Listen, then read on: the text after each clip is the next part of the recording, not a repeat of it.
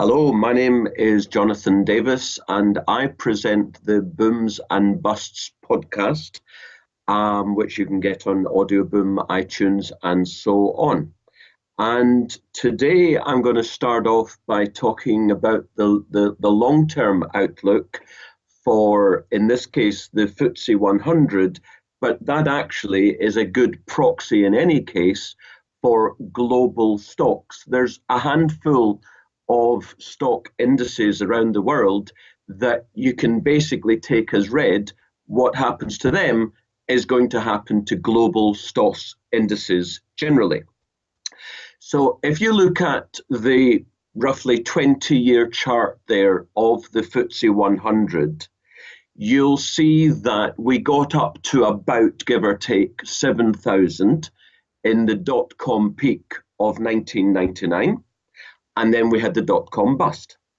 We then got back up to the 7,000 area in the house price banking lending growth up to 2007. Then, of course, we had the subprime crash, the banking collapse, the Great Recession, as they call it, and the stock market collapsed also. Since then, we've had quantitative easing, we've had zero interest rate policy, we've had bailouts, all the rest of it. We've also had a massive boom in technology stocks. And you can see, therefore, since 2009, the FTSE 100 got back up to roughly the 7,000 level by 2016, 2017. We then had a pullback, and then it rose again in 2017, significantly above the resistance that I've pointed out there in the blue rectangle. At the end of 2018, global stocks, the FTSE, the S&P, you name it, they all fell quite considerably back into the blue rectangle. Well, my contention is this, that since early 2016, we have moved in global economics from years of falling inflation, deflation even. We're now, for the last few years, in global reflation, and this is impacting on global stocks.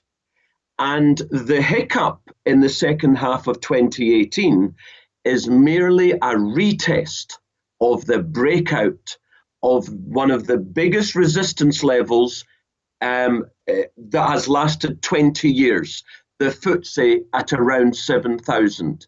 We've had that retest. The FTSE is now at, give or take, 7,200. And this is where I want you to really get what I'm saying. This is the crux. If the FTSE 100 is below 6,800, 7,000, we are probably in a bear market that started in September of 18. But, and this is the beautiful asymmetry, if we're above, say, 7,200, 7,400, not only are we in a bull market, but my contention is looking at that 20-year chart. We're in a multi-year bull market and even potentially a multi-decade bull market. Now, why would I say something as huge as that? Because if you quickly look at this next chart, it's the S&P of the last basically 100 years.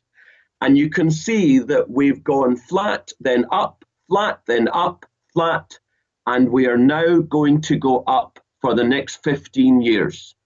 That's all I've got to say about the FTSE and therefore global stocks. As far as I'm concerned, it's going to do double digits compound for years. Thanks for listening. Until the next time.